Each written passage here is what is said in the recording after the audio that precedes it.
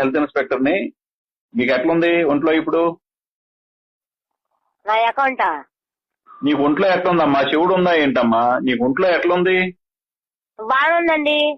నీకు పాజిటివ్ అయింది, Covid positive అయింది, కరోనా పాజిటివ్ అయింది. ఎక్కడున్నారు ఇప్పుడు?